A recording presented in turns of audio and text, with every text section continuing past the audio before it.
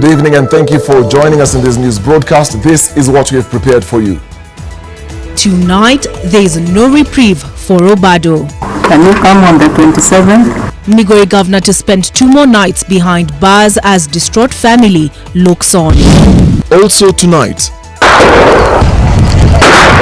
tunadhani imenyamaza, imetulia. Kuamkia leo asubuhi Wamasai wakakuja huko ng'ambo ile, wakaanza kuvamia manyumba, wakakatakata ng'ombe. Government imposes dusk to dawn curfew in Olposumoru as wave of violence sweeps across the South Rift. Plus, MCAs defy court orders in move to replace Speaker Elachi. This country does not have some laws for some people and some laws for others. Nairobi County Assembly gets acting speaker, but not everyone is happy. Also tonight, 2 more bodies retrieved in Githurai 45 after matatu plunged into a dam on Monday. Tumetoa miili miwili na bado kwa maji kumebaki. Residents demand dam closure and accuse police of laxity. NTV Tonight with Dennis Okari and Olive Burrows. This is NTV Tonight. Our sign language interpreter is Flora Tieno, and you can also watch us on ntv.co.ke/live or on Facebook, Twitter and YouTube on NTV Kenya. Thank you for joining us. A 6 p.m. to 6 a.m. curfew has been imposed in Olposumoru as inter-community clashes entered the second day. Olposumoru becomes the 3rd area in the South Rift to be under a restriction of movement order in recent weeks, as a wave of inter-community violence sweeps across the region. NTV's Bridget Ngana was in Olposumoru and files this report.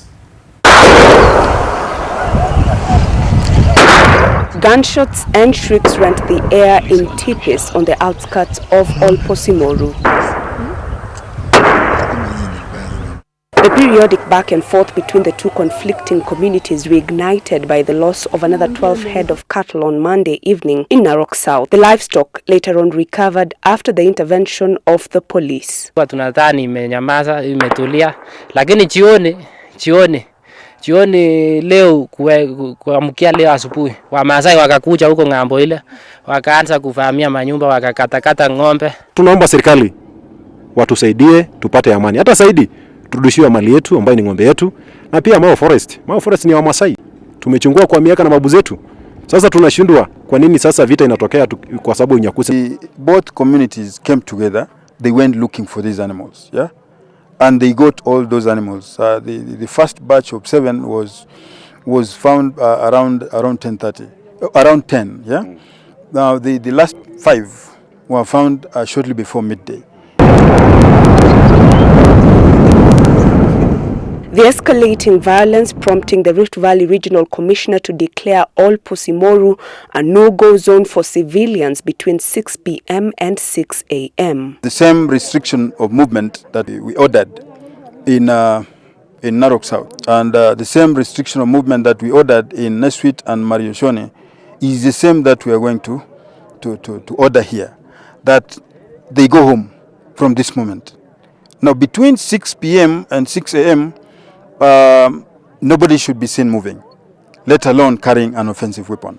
Let the rule of keeping that peace be left to the government. More officers, especially from the General Service Unit, have been deployed as the government seeks to arrest further flare-ups. For a second day running, we are still back to where it all started, and this is at Olengape grounds near Olposumoru. And this is the same place where the county commissioner met with the Maasai community, just trying to bring them to calm down. And he hopes that by doing so again today, he'd be able to calm the tempers that have seen some houses going up in flames in the same area. Both communities have been assured of their security on condition of compliance with the curfew. The Olenguruoni Sub-County Hospital received 7 injured persons from Tuesday's skirmishes. Bridget Ngana, NTV, Narok County. Hawa askari tunaongeza.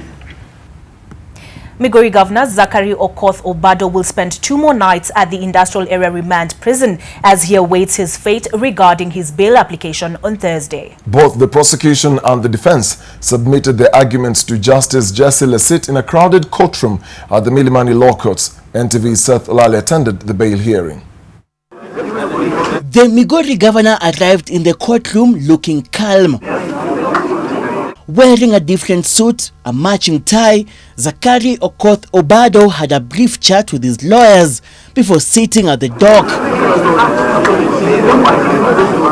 The bail hearing commenced a few minutes to 3 p.m. shortly after the arrival of Justice Jesse Lesit. Contrary to paragraph 10 of his affidavit,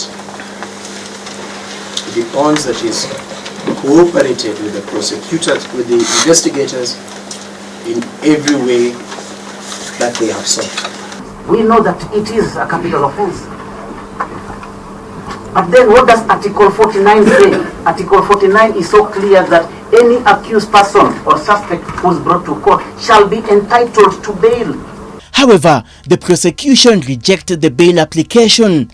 Witness Protection Act was not intended to uproot law-abiding citizens from their homes to witness protection safe houses, merely because somebody wants to enjoy their right to liberty when they are accused of having taken a life. After both parties made their submissions, Justice Lesit announced that she will rule on the bail application on Thursday at 2 p.m. Still at Kilimani Law Courts, Obado's bodyguard Moses Mogaya was charged with impersonation contrary to Section 384 of the Penal Code.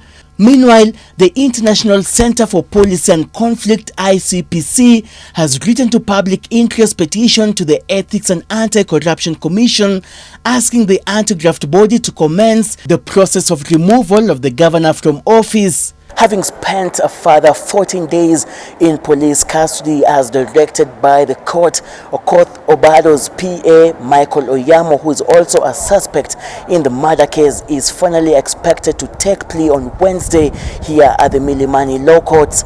Seth Olale, NTV, Nairobi. A suspect in the murder of a woman who was found dead in a Kilimani apartment last Thursday has been arrested. Joe Irungu Kuria was questioned at the Kilimani police station over the killing of 29-year-old Monica Nyawira Kimani. The woman's lifeless body was found in a bathtub at her house by relatives who went to check on her on Friday. 29-year-old Monica Nyawira Kimani was found dead in her apartment along Dennis Pitt Road on Friday, shortly after jetting back from South Sudan, where she runs a family business. Police have arrested a man in connection with the murder of Monica. According to the police, Joseph Kuria Irungu alias Joey was positively identified by witnesses and picked up by detectives today morning. We pulled him from, it's a family setting, at some residence in Langata. That's where he was arrested early this morning. We will not be able to tell that conclusively, whether there are some other people involved, but we believe he's one of the key suspects in this manner. Monica's lifeless body was discovered by her brother after he unsuccessfully tried to reach her the night before. She was found in the bathtub with her throat slit. Police have also established that an analysis of phone records between the accused and the deceased show that the two were in constant communication the night of the incident. Data shows that the suspect communicated with the late, picked her from the airport, and drove her to the apartment where she was found dead. His mobile phone was traced to the house where Monica was found dead. The suspect had earlier reported to Langata police station that he was shot by unknown people on Friday morning after dropping his fiancée at Royal Park Estate. But police say there were no gunshots reported on the night he says he was shot. Detectives who are probing the matter say their focus is on whether the fellow shot himself or the wound was inflicted by another party. Police have also interviewed a TV personality who is the fiancé of the suspect to try and corroborate the story. The evidence that we have strongly link this suspected person to the crime of murder. We are not able to really talk about it as of this moment. I think it will be a bit prejudicial and a bit early, but at the right moment we'll be able to communicate that. The deceased, who used to live alone, is said to have last been seen on Wednesday night in the company of two friends. She was scheduled to travel to Dubai, where the suspect works as a security guard for vacation, on the day her body was found in the apartment. Rozongoi, NTV. Members of the Nairobi County Assembly have elected Ngara MCA Shege Mwaura as the acting speaker following the dramatic impeachment of Beatrice Elachi earlier this month. And even though the members maintain their right to do so, the legality of the process today remains in question. NTV Zainab Ismail reports.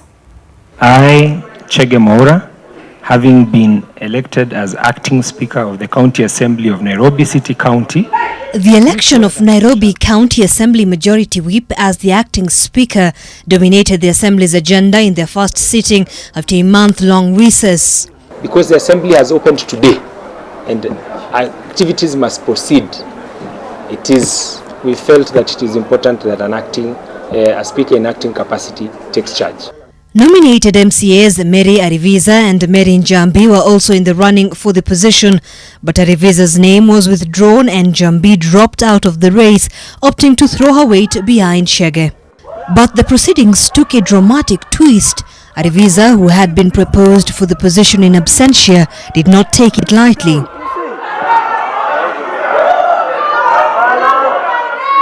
She was forcefully removed from the chambers after engaging in a struggle with the orderlies. This country does not have some laws for some people and some laws for others. There is a court order of injunction saying that the Madam Speaker is still the Speaker of the County Assembly of Nairobi. The MCAs ousted Speaker Elachi on September 6th after 103 members of the Assembly voted in favor of the impeachment. But that was short-lived after Elachi obtained conservatory orders blocking her removal from office pending the hearing and determination of her petition. That was followed by the drama that was witnessed at County Hall on September 10th as they stormed Elachi's office demanding her ouster. But that has not stopped the County Assembly from proceeding to kick her out of City Hall. The County Assembly's Power and Privileges Committee announcing it has initiated investigations into the incident. The committee, however, protesting interference by the Ethics and Anti-Corruption Commission on the matter. EACC had summoned 12 ward representatives over the unethical conduct.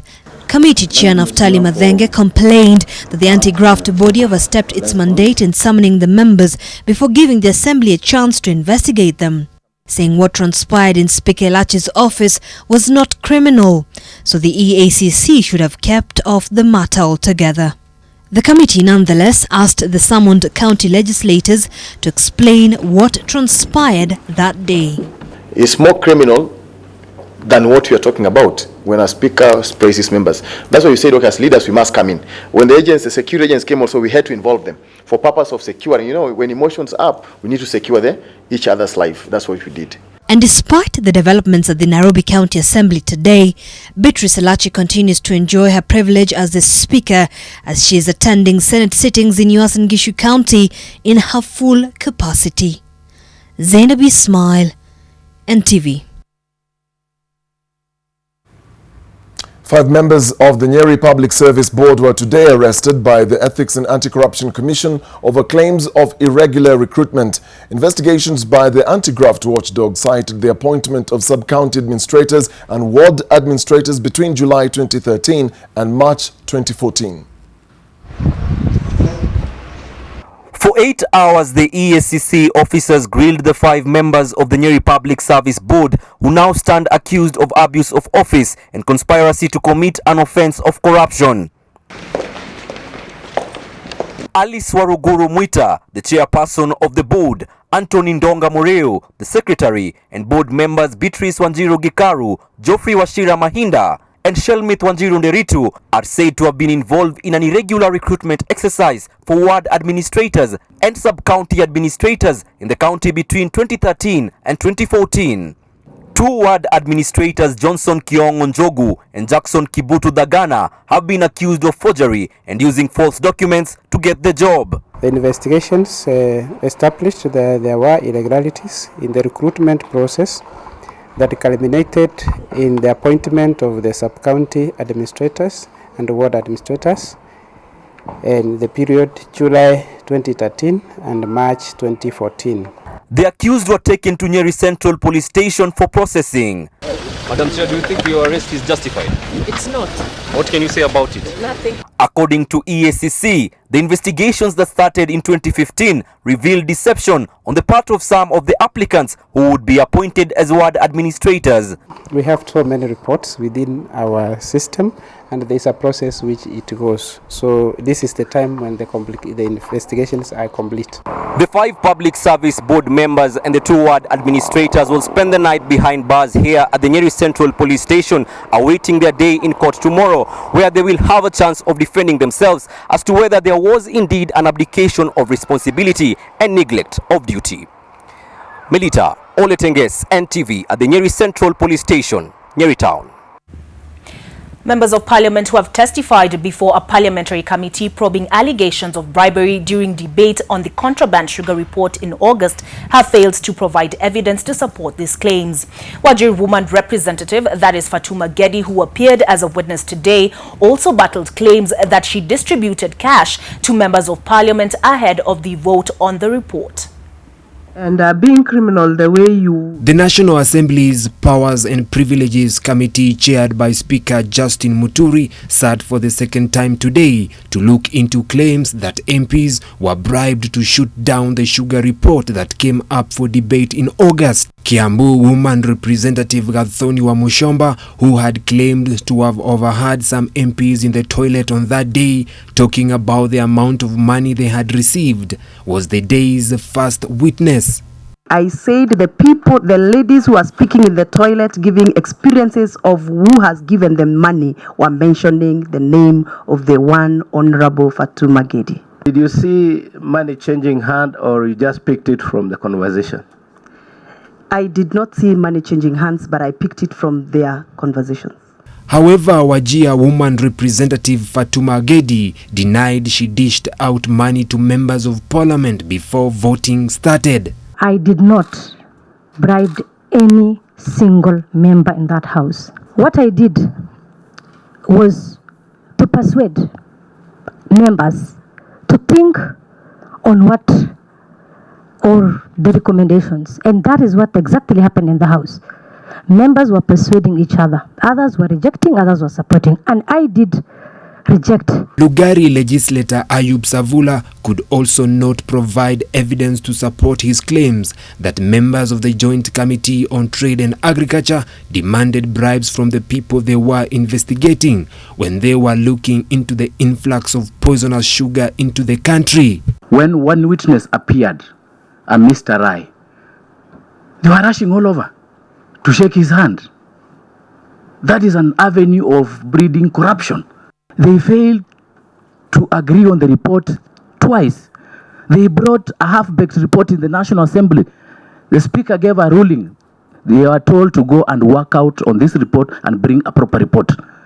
Those are rent-seeking behaviors. The Joint Committee had in its report recommended that Treasury Cabinet Secretary Henry Rotich, former CS in the Ministry of Trade and Industry Adan Mohammed, and former Agriculture CS Willie Bett be investigated for their role in the importation of the contraband sugar. However, House Majority Leader Eden Duale and Minority Leader John Mbadi led members to shoot it down for the second time, accusing the Joint Committee of a witch hunt. Vincent Odur, NTV. And still on graft, a total of 57.3 million shillings of direct and indirect criminal assets have been recovered by the Assets Recovery Agency, making it a first in reclaiming proceeds from corruption. Of the 57.3 million is a luxury home and an indirect cash loan paid from squandered public funds from the Youth and Development Fund. And as NTV's Mel Miendo reports, the Asset Recovery Agency is on a trail of recovering assets from a number of suspects intertwined in corruption scandals. The Assets Recovery Agency has managed to recover a third of the 180 million shillings stolen from the Youth Enterprise Development Fund. A 48.5 million shilling luxury 5-bedroom apartment in Lavington, Nairobi, owned by businessman Mukuri Ngamau, and 8.8 million held in an account belonging to businessman Ezekiel Owor have been seized. In a High Court ruling delivered by Judge Hedwig Ongudi, businessman Mukuria Ngamau used his company Quarandam Limited under its Chase Bank account to receive money from the Youth Fund and make several transactions. The ruling reads in part, and I quote, "The investigations revealed fraudulent transfer of funds amounting to 180,364,789 from the Youth Development Fund bank account number 00170546040027 at Chase Bank, Delta House, Westlands to the first respondent's bank account number 00520755840001 Chase Bank as shown in the copies of bank statements." End of quote. Part of the money was distributed in the following manner: 8.7 million paid to businessman Ezekiel Owor's account at Barclays Bank of Kenya, which has since been recovered. 9.24 million to Britcom International, a UK-based company, for the purchase of an excavator, which was not delivered. 4.5 million to Rock Plant Limited. 2.24 million to Adilshad Mohammed. 880,000 shillings to Ayogesh Kumar Bardwaj and 1 million shillings to Simis Engineering and Construction Company Limited. All cash transfers had undisclosed purposes. Deputy Solicitor General Muthoni Kimani stated, and I quote, "Though the respondents challenged the case, it was taken as a case against criminal assets, hence innocence could not be presumed." End of quote. Malmiendo, NTV. And from that story, we are taking a short break. But when we come back, we tell you why traffic along Thika Road was paralyzed.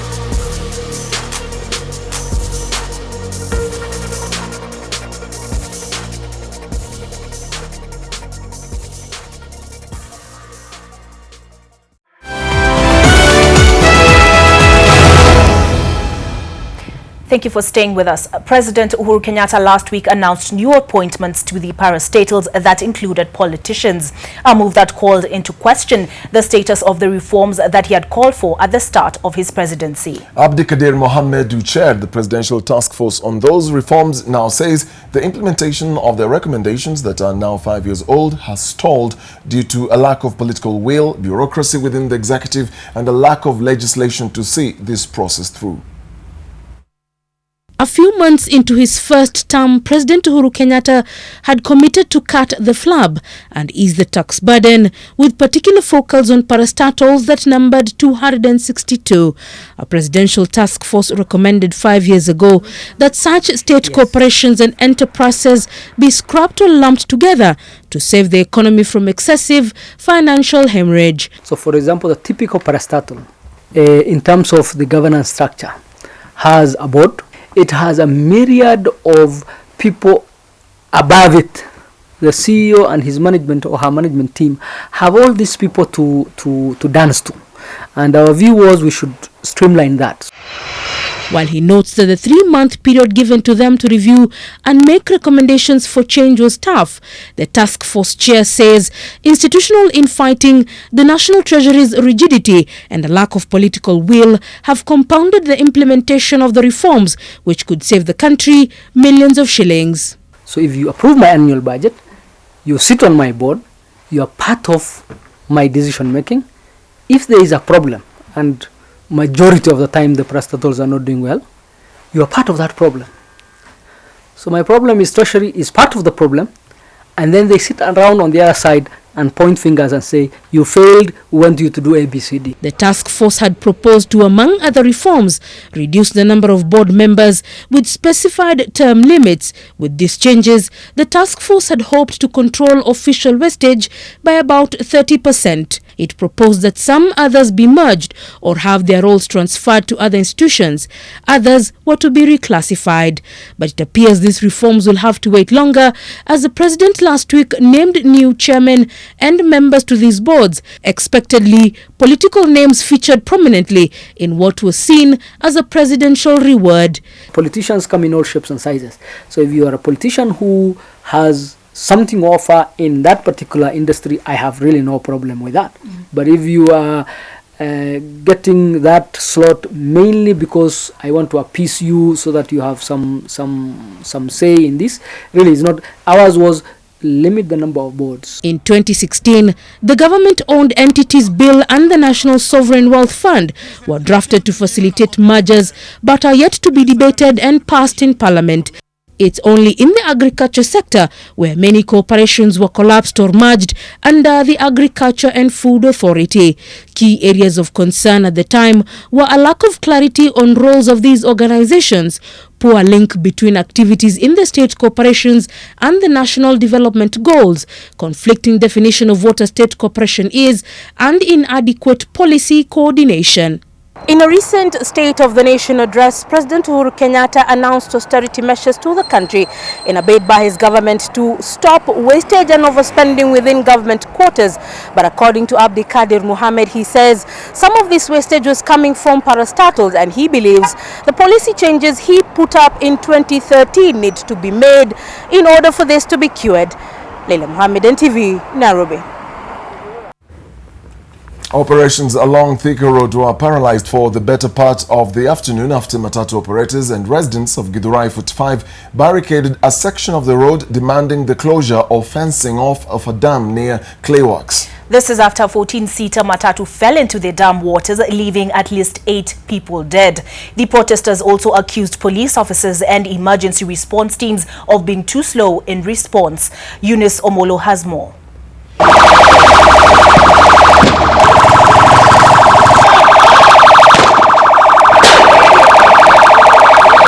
Part of the afternoon, a section of Thika Road became impassable as residents engaged police officers in running battles.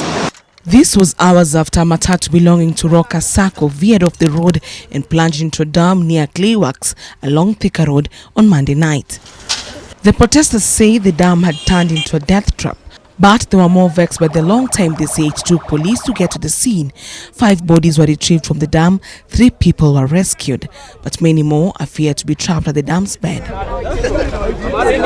Police officers towed the remains of the matatu to Kasarani police station. Na ikatubeba tukiwa watu 19 pamoja na conductor. Ilikuwa capacity ilikuwa imejaa kabisa. Nilisikia iko bio sana. Kufika hapa ndio ilingoga pickup pande ya nyuma. Ilipogoga pickup ikarusa control, ikaruka pavement hii ndio ilifly. Sasa ikaanza kupingirika ikielekea kwa huyu mto. Yote iligia na hao watu wote kwa mto ndani. Mimi nilistukia kwamba nimekunywa maji. Nilipokunywa maji sasa nikakosa kuona kabisa. On Tuesday, it was headfirst into the dam for these unskilled divers in an effort to retrieve the bodies of some of the passengers believed to have been stuck in the muddy death trap. Limetoa mili miwili na bado kwa maji kumebaki na bado tunaendelea kufanya hiyo kazi tukisaidiana. In total, 7 bodies have been retrieved from the dam. Many more are still missing. Residents question the police officers and disaster management officials' response to the disaster. Eunice Omolo, NTV, Githurai 45, Nairobi. Kalobeye Settlement Primary School in Turkana County has made it possible for thousands of vulnerable children fleeing war in their countries to access education. The school, which has a population of 5,121 learners, had at some point admitted 10,630 learners.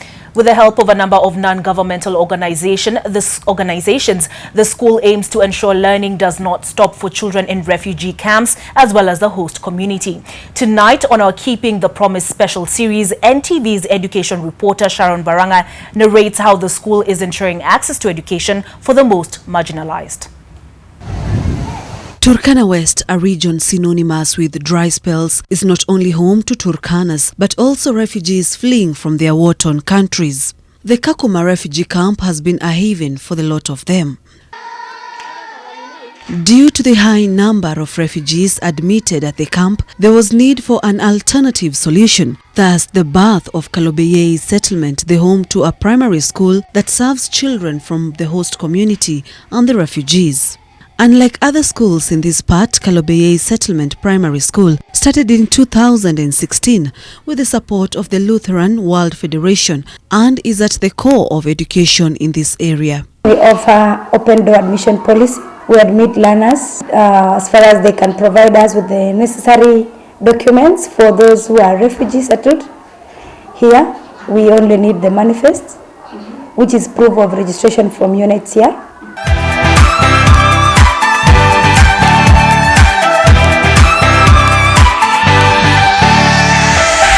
In its first year alone, the number of learners admitted at the school shot to more than 10,000, answering to the call for access to education for many who did not have the chance to study in their countries.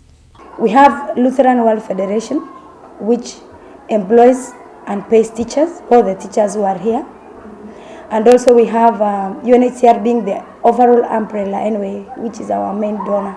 For the ministry, they have registered our school as a public school. From UNICEF, we always get the recreational and educational kits. Although the school is now home to 5,121 learners, after 2 more schools were built in the area to decongest it, still the population of learners here is very high in comparison to the institution's 32 teachers, 4 of who are registered by Teacher Service Commission. The teacher-to-pupil ratio is 1:160. We ensure that the other learners come in the morning, others come in the afternoon. Access to resources at the school is another challenge. For instance, in this class that has over 230 learners, the government provided textbooks for English, Kiswahili, and mathematics for all, but very few on writing materials, making it difficult for pupils to note down what they are taught.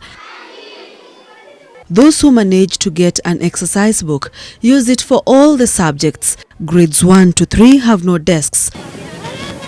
But amidst all the challenges, there is a project run by Food and Agriculture Organization that helps in sustaining